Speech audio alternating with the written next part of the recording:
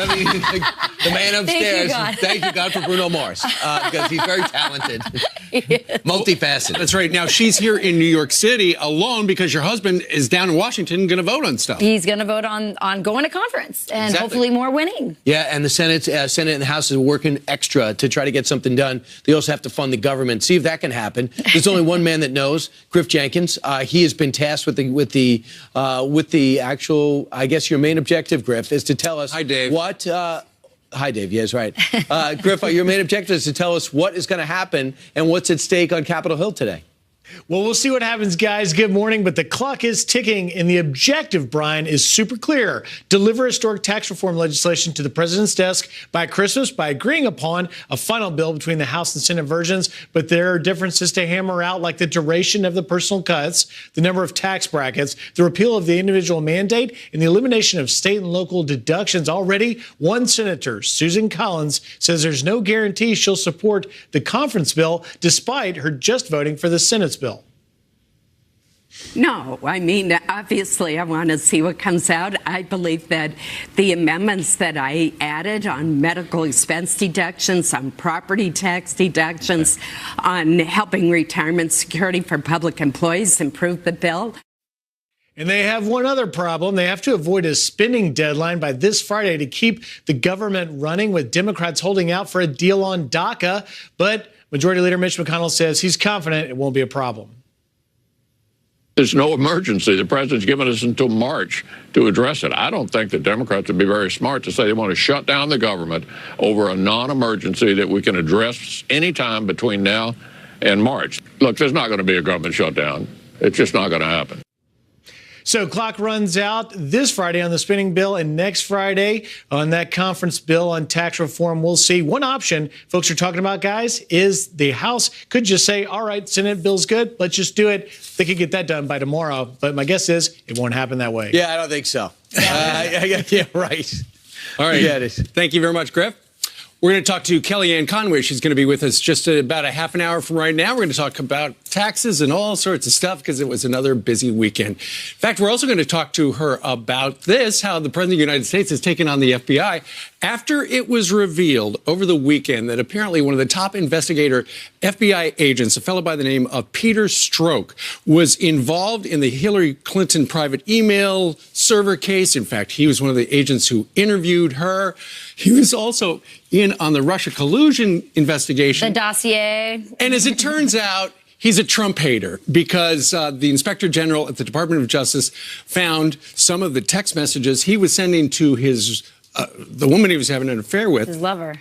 Anti-Trump stuff, pro-Hillary. You can't do that when you're supposed to be nonpartisan. Right. And Robert Mueller must have known about this on some level before he named him to the Mueller investigative team, but yet he didn't mind having an anti-Trump guy on the team doing the investigating. Is it enough to have Democratic donors on that list? They had to go the extra mile. So he is now out. But I just got to ask you, just factor in the logic. Do you really think he's the only one? Oh, no. Do you think he's the only FBI agent in a prominent position that seemed to have a pro-Hillary, anti-Trump bias? Well, no. And I think that's why they were so secretive about it. They actually demoted him into the HR department months ago. And right. Devin Nunes from the House Intelligence Committee thought that was kind of fishy. He knew that this investigator had been moved off the case. This guy was a really big figure in all of these investigations, as you mentioned, Steve. So he tried to investigate. He got stonewalled. I think part of the reason is exactly what you're saying, that there is more there.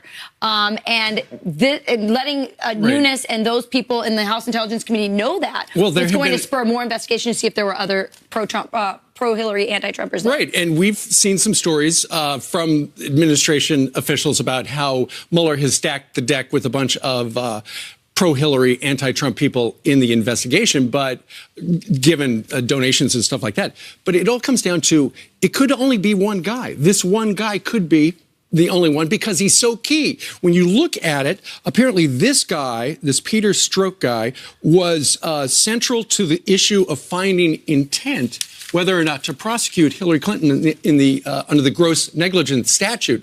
And he's the one who said, man, yeah, there's no gross negligence there because she did not intend to break the law. So really, he was so critical on the Hillary thing, and now we find out he was critical in the Russia collusion case, but he's been fired from that. Now he's working in personnel because he broke the rules. So he did that interview on July 5th on that famous weekend. They knew no one taped it, and James Comey didn't think he should be there. This guy was there. So you know that he's pro-Hillary, he's anti-Trump, and we also know that James Comey drafted drafted his conclusion before the investigation was done. So if you look at the President of the United States, you can understand his frustration, which is why he tweeted this out today, that last night, that's causing a bit of an uproar. Yep, he tweeted, after years of Comey with the phony and dishonest Clinton investigation and more, running the FBI, its reputation is in tatters, worst in history, but fear not, we will bring it back to greatness. And then Comey responded with his own tweet.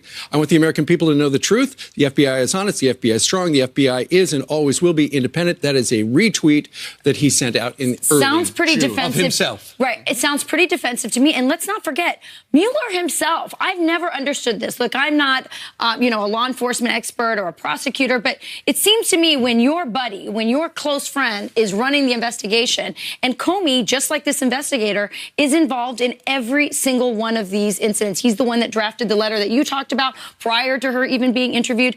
And I just want to mention another thing that I find really interesting about what's going on. Very early on, Representative Nunes from the House Intelligence Committee was calling out what he thought were unfair things going on. He was calling out the deep state. Deep state and Democrats went after him really hard, sidelined him, tried to discredit him. And in some ways, he had to kind of take a back seat. He did take a back seat. He did. And I wonder if this new information that's coming out is really going to restore his reputation. Well, unless this guy was sidelined, he never would have been agreed to. And we understand when we start in the show, now McCabe, the former acting director, deputy FBI director, and Strzok are now going in front of the Intelligence Committee to finally get these questions right to their face. And he's been asking for months, even with Chris Wray in charge, appointed by President Trump. He wasn't giving this guy up. Well, and the reason they did that was because the top Republican leaders in Congress had been saying, hey, the FBI, the DOJ, they're stonewalling. We're going to subpoena them, bring them in. Now they're going, hey, you don't have to do that because we're going to bring them up in front of you. Congressman Ron DeSantis of Florida, who's part of the House Oversight Committee, he's troubled by the fact that there could be a partisan in a nonpartisan job. If you look at the Hillary probe, remember all the things that were curious about it. Comey drafts the letter, exoneration letter, 2 months before she's even interviewed. You have all these crazy immunity agreements with all the Clintonites, which there was really no use of the grand jury. Comey edited his statement from saying grossly negligent, which is what the statute said, to extremely careless. So it was almost as if they bent over backwards not to make a case against Hillary. With the Mueller probe, I mean, they're just scorching the earth, finding whatever little ticky-tack charge they can find on anyone, even having nothing to do with Russia collusion. So when you see the lead investigator in both of those was a partisan for Hillary and was anti-Trump, it undercuts the legitimacy of both of those investigations. So the president did have a broad sweeping tweet saying about the FBI, as you mentioned before, and it's got a lot of people bent out of shape because 99% of the FBI is as honest as can be. But you don't want to broaden, take a swipe at the whole bureau. Well, this is the management. We're talking about the management. So the president should have tweeted out to the management under James Comey. Name those guys. But I just don't want all of them who we got a chance to know on a regular basis caught up in their dishonest. Because their sense today when they were at their breakfast table that the president just called them dishonest when they're sitting there with their family, when they're making very little money, doing incredible work for us. And for all we know, it could have been those good FBI agents who alerted someone about who this guy was. Inspector General. Yes, exactly. So anyway, it looks like things are going to be revealed if the case, if what we've seen so far, and now these guys are going to go up to Congress and do some talking, and maybe finally we'll have some answers. That's right. All right. It is now 7:10 here in New York City, and Jillian's back with more headlines. That's right. Good Monday morning to you guys, to you at home as well. Let's get you caught up, starting with this Fox News alert and brand new video of the U.S. and South Korea kicking off their largest ever joint air exercise as tensions reach a boiling point with North Korea. More than 230 fighter jets and nearly 12,000 U.S. military personnel will take part in the 5-day effort known as Vigilant-Ace. The joint drill comes just 1 week after North Korea tested its most advanced missile that may be capable of hitting anywhere in the U.S. A man charged in connection with the death of a 3-year-old girl will face a judge today. Earl Kimbrey, the live-in boyfriend of Mariah Woods' mother, is accused of hiding the toddler's body in a creek 25 miles from their North Carolina home. He has a long criminal history and claims to be the last person who saw that child alive. It's not yet known how Mariah died or who is responsible for her death. Former President Barack Obama's apology tour isn't over. This time, he's overseas in Paris, slamming President Trump for his handling of climate change. I grant you that at the moment we have a temporary absence of American leadership on the issue. His comments coming after President Trump pulled the U.S. out of the Paris Climate Accord for economic reasons. That deal was signed under the Obama administration. The college playoff football scene is set, and Alabama once again sneaks into the Final Four. Defending national champion Clemson is number 1, followed by Oklahoma, Georgia, and Alabama. This despite the Crimson Tide not winning its conference championship game, and Ohio State, who won theirs, was bumped off the final spot. This will be the 3rd straight year Bama will face off against Clemson. The 4 teams all play on New Year's Day. You guys have a stake in any of those games? Anyone go to any of those schools? I just hope it doesn't affect their studies. No, I don't agree with you, Brian. That's the most I just want to make thing. sure they're grade state. Yes, They'll be great games. Very good. They will. Thanks, Julia. This time Clemson goes in as a favorite. That's right. All right, 7:12 now in New York City on this Monday morning. Democratic Senator Dianne Feinstein from California says the walls are closing in on President Trump. I think what we're beginning to see is the putting together of a case of obstruction of justice. Well, that's her point of view, but lifelong Democrat Alan Dershowitz doesn't see it that way. He's next to explain why. And national anthem kneeler Colin Kaepernick gets honored for bravery by the ACLU, and he showed up. The Judiciary Committee has an investigation going as well, and it involves obstruction of justice. And I think what we're beginning to see is the putting together of a case of obstruction of justice. Really? Is that the way it is? Democratic Senator and ranking member of the Senate Judiciary Committee, Dianne Feinstein, who's being primaried, by the way, claiming she sees an obstruction of justice case forming against President Trump. Is there actually a case? Let's ask Harvard Law School professor, lifelong Democrat, and author of Trumped Up. It says still out right now, Alan Dershowitz. Professor, is she right? Do you see a case for obstruction building? No, I don't. And I think if Congress ever were to charge him with obstruction of justice for exercising his constitutional authority under Article 2, we'd have a constitutional crisis. You cannot charge a president with obstruction of justice for exercising his constitutional power to fire Comey and his constitutional authority to tell the Justice Department who to investigate, who not to investigate. That's what Thomas Jefferson did. That's what Lincoln did. That's what Roosevelt did. We have precedents that clearly establish that. When George Bush, the first, pardoned Caspar Weinberger in order to end the investigation that would have led to him, nobody suggested obstruction of justice. For obstruction of justice by the president, you need clearly illegal acts.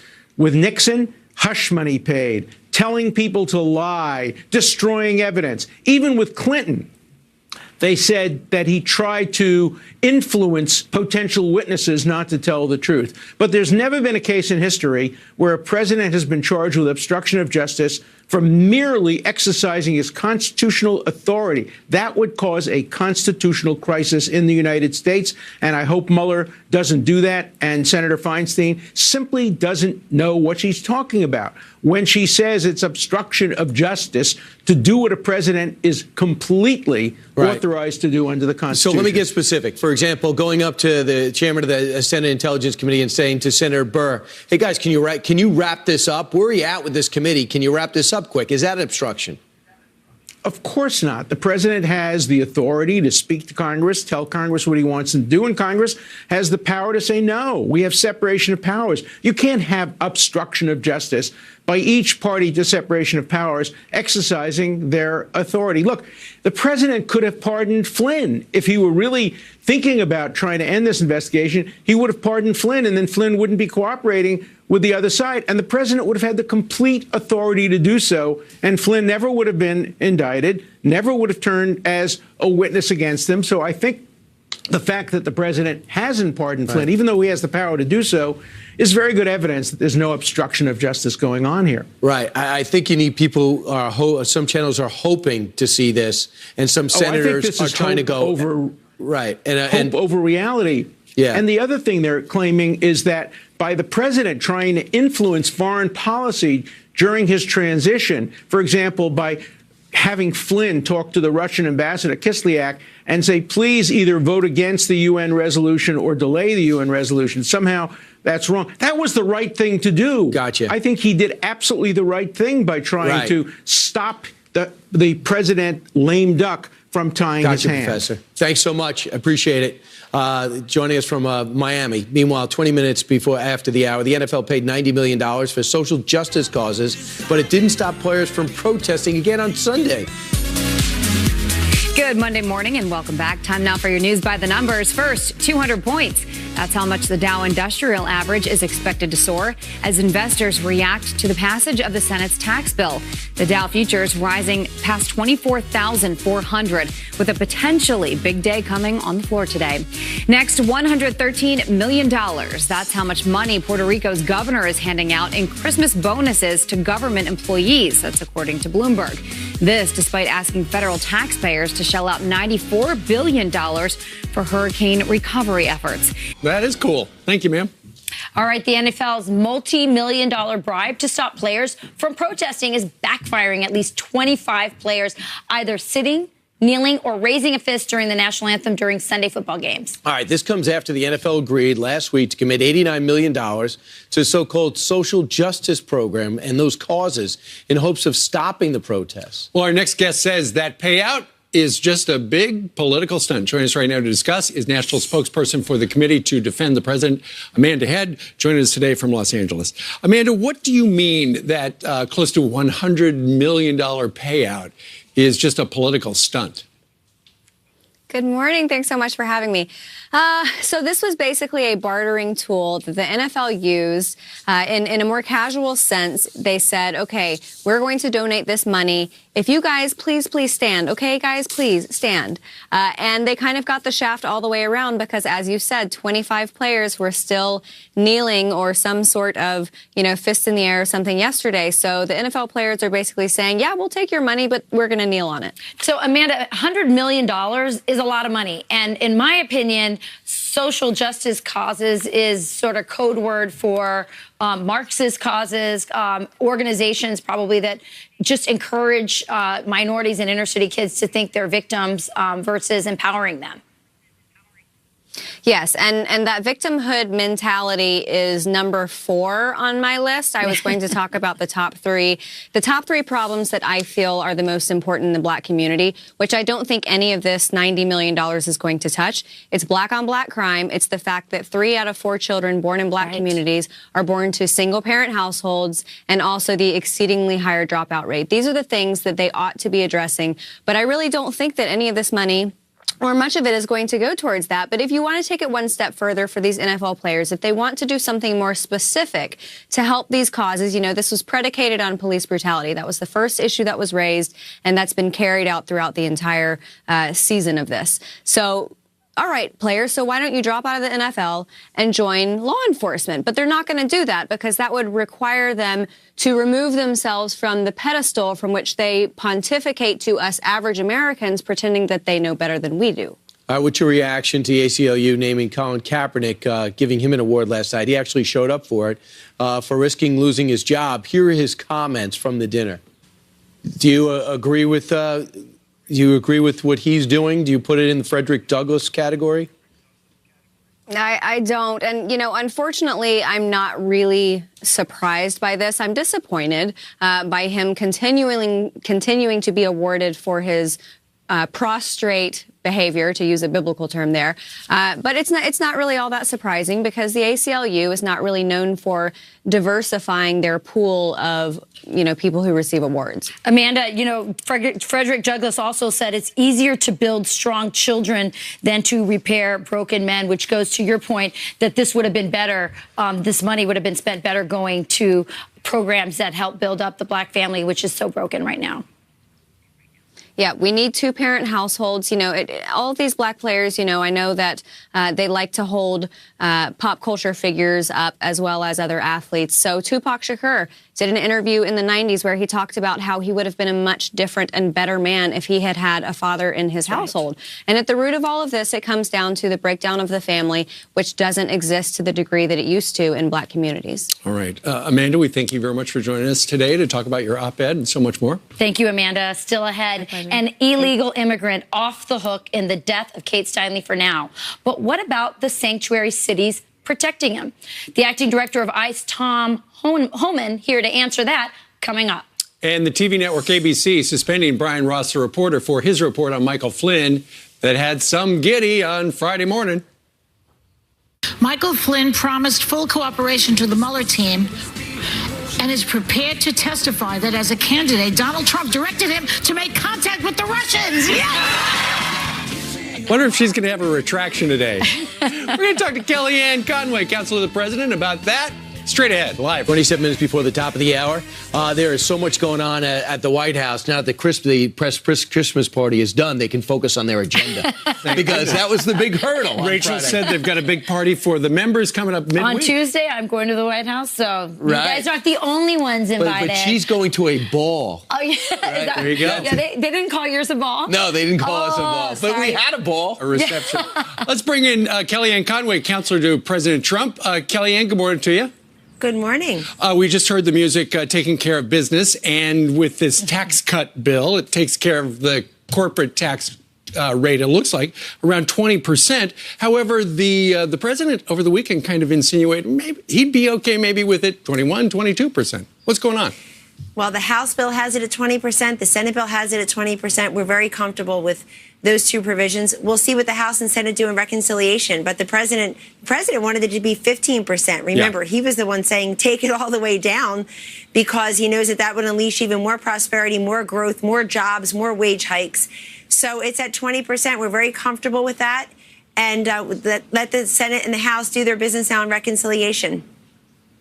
All right, let's talk about what the Department of Justice and FBI is going on now. The FBI was not cooperating with the House Intelligence Committee because they're trying to find out about this investigator, not only former acting director McCabe, but this investigator, Strzok, who evidently was at the hub of almost every major investigation, including the interview with Hillary Clinton on that July 4th weekend over a year ago. So now we find out that he has an anti-Trump agenda, pro-Hillary, and it was in texts. This is one of our leading FBI agents. Do you sense, Kellyanne, this is a one and only FBI agent with an anti-Trump agenda? It's so disturbing and troubling because you're right. He was at the heart of the investigation into Hillary Clinton. We know that she lied numerous times. We know that she bleach bitted and deleted 33,000 emails. We know that a majority of Americans in all polling said that she was neither honest or trustworthy. It's part of why she lost. And yet you do hear people constantly asking, when will she be held to account? I know she's got a pretty bad fate of not working and living behind me here. But this is what frustrates people. And now this revelation that a decidedly, definitively anti-Trump FBI investigator was involved in the Hillary Clinton interviews, as the president says, is now starting to make a lot of sense. And of course, this is in the context of never-ending investigations here of the Trump transition, of the Trump campaign, of possible collusion, which, of course, the president said as recently as Saturday simply does not exist. So it's very frustrating to many law-abiding Americans who look up and always see a double standard, always see special exceptions for Hillary Clinton. Look, the Clinton Foundation doesn't even exist anymore, which also means they're not taking gazillions of dollars from countries that don't respect women and girls. Wink, wink. But it's very disturbing to folks. And who knows if there's more. I'm glad they took action and got rid of this guy. But a lot of damage had already been done because Hillary was under investigation by the FBI. We're also seeing now more information being released about that famous tarmac meeting that wasn't just about golf and grandchildren, we would imagine, between then Attorney General Lynch and President Bill Clinton, the only President Clinton we'll ever have. Right. People want to know. So you talk about golf and grandkids for maybe the first 3 minutes, what was the rest of the conversation that lasted nearly an hour? So there are many questions, and anybody who's watching right now, those people who watch TV for a living, which is curious, and type about what we're talking about and say they just can't get rid of Hillary Clinton. They can't stop talking about Hillary Clinton. No, we can't stop talking about Hillary Clinton because she just never goes away. Kellyanne. She's legitimized by the mainstream media. Now we find out the FBI had pro-Hillary, anti-Trump people at the heart of the Hillary investigation. Very troubling. Kellyanne, we just found on Friday, Brian Ross from ABC filed a report, a bombshell report, saying that Michael Flynn was going to be working or testifying against the president. And then we come to find out that it's fake news, that the conversation they were talking about happened after he was elected, before he was put in place. Tell us about that and any expectations you have that the apology and the suspension of Brian Ross is going to get the same attention that the fake news bombshell did. It's getting no attention, even from his own network. I read they have a tip sheet every morning. It's called The Note. And the headline today says reality check. And I said, wow, ABC News is going to admit this grievous error that lasted for hours and hours before it was, quote, clarified, then corrected, then retracted, then he was suspended. But so many in the media had relied upon that report, that false report, blatantly false report by ABC News' Brian Ross. And actually, that report still existed when you had the media press party here, ironically, on Friday. If he worked for me, I wouldn't say 4 weeks suspension without pay is enough, because this is the heart of the entire year. Every network, the cable stations, the mainstream media has obsessed. The Democrats on Capitol Hill, they've done nothing this year. The only accomplishment the Democrats have this year is holding up and saying stop, resist, obstruct, no, and Russia, Russia, Russia. So it's not enough, because it goes to the essence of why 14% of Americans have a favorable impression of the media. And Brian Ross was not pushed back by the anchor either. There's one male anchor left on network morning TV, and I was disappointed because he's a responsible journalist. He should have pushed back and said, hold on, wait a second. Are we breaking news here? Because the folks, that doesn't make any sense. Right, Kellyanne, for the folks who missed it, the bombshell was that then candidate Donald Trump during the campaign told Michael Flynn, go start dealing with the Russians. And then they came back and said later, well, he told him to do that after he was elected. But I saw the tweet from the president over the weekend talking about how many people lost money in the stock market because of that. And there was no clarification until after the market closed. And let me make very clear, Steve, this is a good point, because that was noted by many mainstream journalists who I think felt burnt. They said, hold on, this isn't just a slip of the tongue. This isn't a, we all say things sometimes that are slips of the, you should have had the word not. And the fact is, this wasn't just a slip of the tongue. The markets moved. I offered to have a guest on ABC News' Sunday show. They didn't want anybody from the White House, but Adam Schiff, the ranking Democrat, got about 10 or 12 minutes all to himself yesterday to hypothesize and do what he does best, go on TV. This president has been investigated, or his transition, his campaign investigated all year long. You can't even get the networks. MSNBC didn't even cover the Kate Steinle murder verdict, not a single moment, according to your own graphics. Maybe if she'd been murdered in Moscow and not Nancy Pelosi's San Francisco, they might have thought to cover it. Kellyanne, so this is why people don't trust a lot in the media. Right, Kellyanne, real quick before we go. John Dad said over the weekend that he tweeted for the president. Does that happen a lot, where other people tweet for the president? Yeah, well, yes. In terms of the lawyers are the ones that understand how to put those tweets together. I was with the president on Saturday all day, frankly, and I know that what Mr. Dowd says is correct, that what he says is that he put it together and sent it to our director of social media. And I think what's happened since is very important. I went back and reviewed the whole testimony of Sally Yates, then the acting attorney general, when she testified earlier this year to Congress. I think it was to the Senate, an exchange with Senator Graham and others. So I would commend everybody go back and look at that, because she makes very clear in sworn testimony what she did say and what she didn't say to White House counsel. And this is an active investigation. I won't say much more about it. But I will tell you that, remember, we were promised collusion from the campaign. We were promised that the results, those 70,000 votes in those 3 states, were all because of Russia, Russia, Russia. And now they're going in other directions. But this president says that, it's a shame anybody lies to the FBI and that there's no collusion. All right, Kellyanne Conway on the north lawn of the White House. I hear the helicopter approaching on the south lawn. The president's leaving in 18 minutes. On his way to Utah. He is indeed. All right, Kellyanne, thank you. Merry Christmas. Thank you. Merry Christmas to you. God bless. Thanks, Kellyanne. 18 minutes before the top of the hour, still ahead. An illegal immigrant off the hook in the death of Kate Steinle for now. But what about the sanctuary cities protecting him? The acting director of ICE, Tom Homan, here to answer and maybe have breaking news on this. It is the verdict that shocked America. An illegal alien deported 5 times was cleared in the 2015 murder of Kate Steinle in San Francisco. All right, so how does this impact sanctuary cities and the president's quest to rid our country of them? Here to weigh in, acting ICE director Tom Homan. Thank you for joining us today. Thank you for having me. Well, Tom, when you heard the Kate Steinle verdict, what did you think? Well, I actually sat there stunned for a good 15, 20 minutes. It sickened me. This isn't the America I grew up in. For a city to knowingly release a public safety threat back into the public is just ridiculous. So, but you have it, and it's beyond Kate Steinle, isn't it? Your biggest concern is other sanctuary cities and the fact that these cities are using judges to push back on the president's push to deny federal funds to those cities who have these illegal sanctuary cities, correct? Yeah, isn't that ridiculous? Let's think about this for a minute. Sanctuary cities, they're suing the Department of Justice to get their funding from the federal government. So they want to fund sanctuary cities to keep illegal aliens in, but they don't want to fund a border wall to keep them out. To me, that's backwards. Yeah, and it's just so interesting to me. You look at the Democrat reaction to it. It's been either, ho-hum, they're not even reacting. I think they think this is a good strategy for winning over minorities. I happen to be a minority director.